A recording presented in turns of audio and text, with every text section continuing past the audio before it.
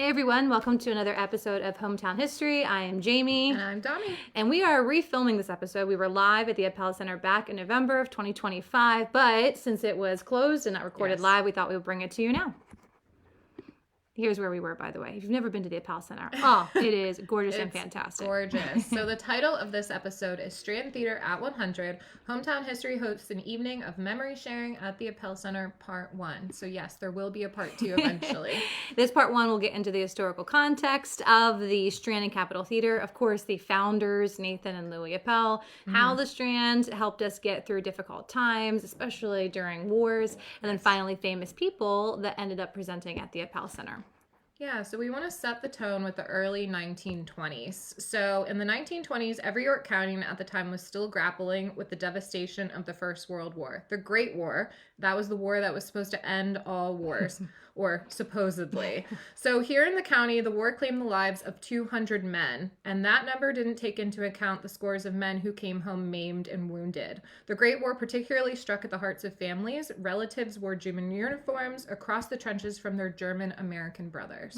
Goodness. And that's not even bringing into account the Spanish flu, setting the stage in the 19-teens. So doctors and nurses, they were leaving the countryside to support the war efforts overseas. This is also the time before germ theory. It was just coming out, so people didn't understand that you get sick from viruses and these microbes in the air. There were more than 6,500 people that would struggle with the Spanish flu in York County, and more than 300 of them died. I feel like we're getting some trivia fun facts for us to do a hometown history trivia in 2026. So the Spanish flu really reached every corner of York County, including even the barred prison. So it got into the prison system, which shows how contagious this was. Schools, bars, churches, large gatherings, including the York Fair, they were all closed. So simply put, the pandemic paired with the war left residents of York County looking for some type of distraction. Yeah, it was a really difficult time. So in walks Nathan Appell. So he was the force behind the Strand, which opened back in 1925. He also became the operator for its next door neighbor, the newly renovated Capitol Theatre, in 1926. He was an astute businessman, and the impact of the war and the flu must have made an impact on him, as so did the rest of the community. His son, Louis, had just exchanged his World War I uniform for a business suit, joining Nathan in his entertainment enterprises. During the war, Nathan managed York theaters. He had the York Opera House and its North Beaver Street neighbor, the Orpheum Vaudeville Hall. That's a I said it. tongue twister. You did better than I would have. I don't know if marketing today would say, you know what, that's a winner. I'm not sure. These both were movie houses, and they were hosted fundraisers, specifically the special one called the 4 Minute Men. These were speakers and reels that had a call to action to civilians to support the war effort. So it bolstered war bonds, campaigns, food conservation practices, and even military recruitment. And once the war ended, these movies helped the community move forward during a time of healing and recovering post-World War I. Well, on the Strand's opening night on August 27th, 1925, the grand venue was shown to everybody. Michael J. O'Toole, a leader in the motion picture industry, expressed high hopes to the capacity audience assembled about what movies could do. He viewed motion pictures as a means to heal current racial and religious rifts across America. The movies can communicate about the lives and times of different people and add to understanding that would contribute to the brotherhood of man. So our discussion question for you, if you feel moved to add a comment below on Facebook to interact with us, how have motion pictures fared in this respect over the past century? O'Toole warned against censorship in place, and he really thought that it threatened the motion picture industry. He saw censorship as a First Amendment violation, and as a librarian friend we have over here, I know she is also against censorship. Anti-censorship all the way. Same as what the government intervention would be for newspapers later on. So his argument was that no movie theater could really stay in business if they constantly were offending people. So he kind of let it up to, natural competitive capitalism that, hey, show good movies and people will continue to show up. So he called on theater owners and the communities to work together to make movie houses this institution that were responsive to their communities. So again, how effective do you think government has been with the regulation of the motion picture industry? Do you think it's good? Do you think it's bad? I know my husband and I have noticed that there's a lot more cussing on TV and movies. There is, yes. We've noticed, and that for good or bad. I'll say as a mother of a 2-year-old, I'm not a huge fan of that right now. Gotta be more careful now. Yeah, exactly. Yeah. Even myself. No, I'll find myself watching cable television and I'll be like, they can say that now? Yeah, right? Like, I'm like an old fuddy-duddy. But you're grabbing earmuffs for a 70-year-old mom. Be like, Gail, you should listen to you this. shouldn't listen to this, Mom. So let's get back to the Appells. So Appell found out that if he booked more acts, he could book more acts if he operated more movie theaters and thus gain more revenue. So one venue was between shows, for example. The other could provide the entertainment that theater goers expected and box office receipts that he needed. So the year before, Appell signed ownership papers for the Jackson and renamed it the Capitol. And he had built the grandest venue in the region, the Strand Theatre, just next door on North George Street. So he was really smart. He was having all of these right in a row. And the week before the Strand opened in August 1925, the silent film Sun Up was showing at the Jackson. Lon Chaney in The Unholy Three was coming in the next week. Historical context matters. So this is the Roaring 20s. This is his growth, decade of growing economic optimism. And New York wasn't alone, right? The Roaring 20s, this was a nationwide event that happened. The Strand and Capitol were creating this winsome and vibrant community. Yorktown opened only months after the Strand. This gave performers a really high-class, nice place to stay. It really exceeded a lot of what was even close to being offered around them and in the cities that were close. And later that decade, we have the Valencia Ballroom that opened under the Tassia family. This transformed the venue into a dance hall that attracted world-renowned actors. Dami and I also filmed in my living room an episode, a 3-part series on the Valencia that we encourage you to go and watch. It's a great screenshot that you chose there. we get back for a second.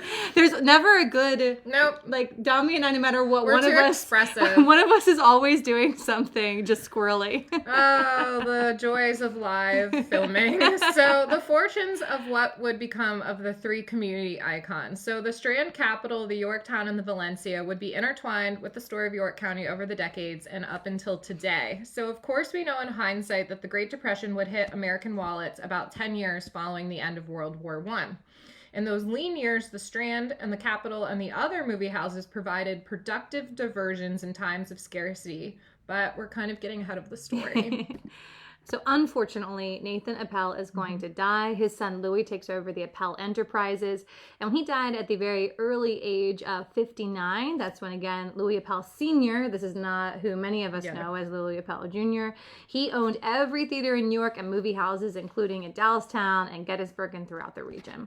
Also during this time, we see the growth of large mega production companies like Hollywood Studios. They begin gobbling up all these local movie houses, and these hotshots were banking on the promise of better investments through these silent films of the time called talkies, where they would superimpose, I guess, that would play music at the same time as they were having these, this movie playing in the background.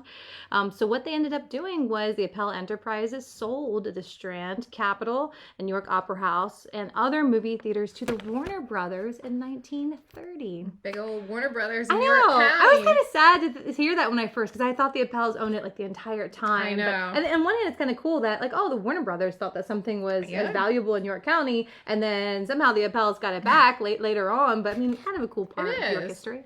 So in 1936, the Dempwolf design and then shuttered the York Opera House was demolished. Its lot was wiped clear from Beaver Street to Cherry Lane.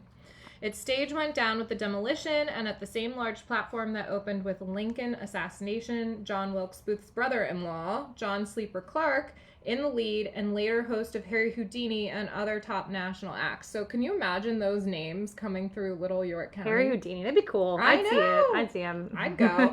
The telephone company later would go in there, but the Appell Entertainment legacy lived on without family ownership. The Strand and the Capitol remain the premier entertainment venues in New York, a status they hold today on what will soon be the 100th anniversary of their partnership. So obviously, at the time of filming, we were celebrating the 100th that's passed. Yeah. But Close enough. Yeah, we're Next still month, celebrating. We're good. Yeah.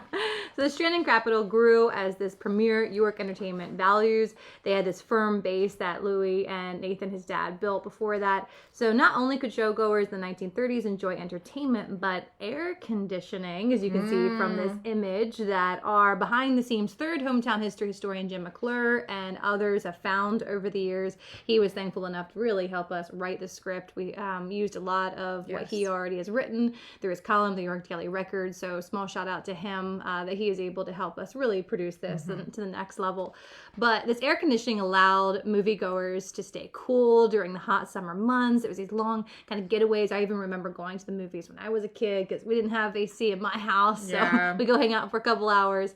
So the Strand Marquee, and this is in 1938, it touted Edgar Burgeon and Charlie McCarthy's letter of introduction with the banner, "Always cool and comfortable," because air conditioning was a luxury back in the day. Very smart advertising on their part. They were joined by other city and county movie houses in the lean times, Southern Theatre on Jackson Street in Hanover and Dallastown, to name a few, and more, the Martin Library, the York Symphony Orchestra, Crispus Attucks, the Blind Center, and other future community icons would deliver entertainment and services.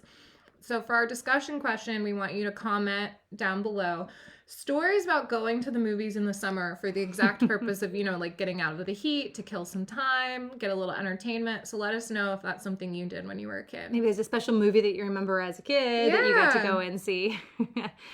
So the Appell Center really helped us get through difficult times. Just like in World War I, the Strand played an expanded community role in the Second World War. And this story I particularly found touching. It was right after Pearl Harbor, so 3 weeks before Christmas, the very first Christmas that we were involved in World War II. The Strand and Capitol teamed up with the York Elks, which is across the street. And on Christmas morning, they made sure that children had gifts. So you were able to go and bring your kid and open really gifts, nice. which is, I know, so thoughtful. And by the war's end in 1945, the Strand was playing its primary role by showing films. People like Gene Kelly, Frank Sinatra, Katherine Grayson, they starred in this musical comedy called Anchors Aweigh on the Strand screen. I've not seen that. Movie night? Yeah. I love old movies. So Louis Appell died in 1951, and his son, Louis J. Appell Jr., took over the family enterprises. That included the Susquehanna Broadcasting Company and its growing group of radio stations, as well as Pfaltzgraff. Am I saying that right? Pfaltzgraff, yeah. Pfaltzgraff pottery business. I should know that, being a native York Countian. So let's fast forward to the mid to late 1970s. As in 1925, when the Appell family helped the community rebuild, Louis Appell Jr.'s support of renovations of the then deteriorating Strand and Capitol theaters into a performing arts center came in the aftermath of another difficult time in York County history. Yeah, 1970s were kind of a rough decade. Here are just some of the things that happened. We had deep population loss thanks to the suburbs who fled the city. We had our recovery from racial violence in the 1960s that stemmed from, of course, as you know, decades of racial oppression. The devastation of Tropical Storm Agnes in 72, and then, of course, the Vietnam War that claimed the lives of over 100 York County men in uniform. It was a really tough time for locals. So local leaders were looking to rebuild downtown at this time. So Mayor John Kraut backed a performing arts center among the community recovery efforts. And this would make the downtown more pedestrian friendly by widening the sidewalks and limiting truck traffic by constructing a West Market Street serpentine and Cherry Lane as an outdoor mall. So again, another discussion question. We want to know, do you enjoy walking downtown? And how about the serpentine that was designed to reduce traffic? I know people that aren't from around here will get to the city and everything's straight until you get to that serpentine and people are like, what in the heck? But there's actually a purpose for it. You might not have realized that, but let us know if you enjoy, being a pedestrian in downtown. Remember, there were two other crucial community players that came into being in the 1920s. Same time as the Strand, we've got the Yorktown and we have the Valencia. They fueled the city's recovery in the 1970s as well. The Valencia Ballroom reopened in 73 after the longtime owners, again, the Tassia family, sold the dance hall to a church. And by the 1990s, it was preserved in the hands of community-minded Kinsley Construction. Second, we got the Yorktown Hotel, who went through an upgrade. Louis Appell Jr. with other York investors played a similar role by upgrading this 11-story hotel, which we are going to be filming next month. Yes. We're going to be talking about the history of the Yorktown. Yes, we are. So even with a hotel and a new dance hall, downtown York could not fully realize a comeback until something could be done with the struggling and dated Strand and Capitol theaters. So locals did something about it. A host of individuals and community organizations started fundraising and contributing physical work to successfully combine the theaters into a re-envisioned performing arts center. So remember that they owned an outside entertainment company, and that gave way to local ownership. The community stepped up to renovate these landmarks, so it was a community-based grassroots effort to do this. Yay, York County. The Strand is going to reopen in 1980 and the Capitol in 1981. And at this point is when it's renamed to the Strand Capitol Performing Arts Center, which I'm sure tons of people still call it instead of the Appell Center. It's just, it's how it's marked in our memory. The Strand's 1980 grand reopening took an air of this Hollywood-style themed gala. We had Ella Fitzgerald on the playbill. It was a magical evening that they said spotlights lit up the sky, men dressed in tuxedos, women in gowns, and it was so glorious that there were onlookers on the street. It reminds me of like prom. Yes, you sort of start gawking, like, oh, why is everyone dressed up? And why is it when I'm on like YDR, the York Dispatch, and they show pictures of homecoming and prom, in my heart I want to say who cares, but I click on and look at the pictures every time. I look at every picture. I don't know anyone. Me neither, but there's something about seeing people dressed up and it's fun. having fun and beautiful. It's so cool. Yeah, I love it. I also like to see how the prom style has changed since we were in high school. Like the style. Oh, get out our prom dresses. I didn't go to prom. Didn't you? No. Why? I just didn't go. No. Did you go to homecoming? No. Oh, Tommy. No. Maybe we go to galas together. Yeah. So that's kind of like an adult prom. Yeah. Jamie's my prom date. We do go to galas together. We do. Well, my darling husband is not a huge fan of those things, so That's thankfully we've got my teammate I'll over be here. the third wheel. So inside of this grand reopening in 1980, Ella Fitzgerald belted out her songs with the York Symphony Orchestra that played in the background. Yeah, and a newspaper reported at the time, they came to hear Ella Fitzgerald. It was indeed memorable, not Memorex. And they came to enjoy the York Symphony and its well-deserved and long-awaited home, but most of all, they came to experience the psychic high of witnessing a rebirth, not just of the Strand Capitol, but of downtown York. It's very powerful. You don't really hear York County being called a psychic high. No, but hey, if Ella Fitzgerald's there. I love it. So she wasn't the only famous person to have visited the Appell Center. Yeah. The new Performing Arts Center played on the moment of its grand reopening by bringing in some of these top acts, like blues legend B.B. King performed 2 shows in the Strand in 95. Willie Nelson, which I probably would have gone to see Willie Nelson. He had 3 dozen songs that he played in 1990. That's a big set. That's a long time. Yeah, it makes you wonder if they had a standing ovation that he kept on, or if he was just like, listen, sit down and you're going to hear me he's play like, for I came 4 all the way to York County. I'm going to make it worth it. And then also introducing the new millennium, George Carlin, who performed 2 shows in the Strand in 2000. And next came more renovations. Carlin would be among the last top performers before the complex closed for a second major restoration. After more than 75 years of heavy use, the complex demanded more work. It flipped off its marquee lights for a 2-year, $17.3 million renovation. With this renovation completed, Fitzgerald's evening would remain in community memory. In 2010, the Strand Capitol hosted an elabration, get it, with Frida Payne performing to celebrate the 30th anniversary of the 1980 restoration. Today, the Strand and Capitol Complex is known, as you already know, the Appell Center for the Performing Arts, and as you can probably guess, it was named after its benefactor, Louis Appell, who passed in 2016. And this past year, in 2025, the Appell Center is celebrating the Strand's 100-year anniversary with countywide events, including asking Hometown History to come and speak back in November, which was a huge win for us. Absolutely. I mean, 2 like hometown ladies talking about history online, and we got asked to present at the largest performing arts center in York County. It was really cool. Yeah, it was very That's cool. psychic high they're talking about. Yeah, the psychic high. So, of course, we have to talk about our takeaways. So, number 1, the Strand and Capitol gave and still give people joy, community, and escape during good and hard times. Number 2, the theaters have been renovated several times to keep their history alive while staying modern. And number 3, the Appell family's support of its Performing Arts Center came at least 2 crucial times throughout history. Tune in next week. Dami and I will be coming live again to talk about more of the Capitol. So this is going to be part 2. So hopefully you guys are still around and we will see you then. Yeah, see you then, guys. Thank you.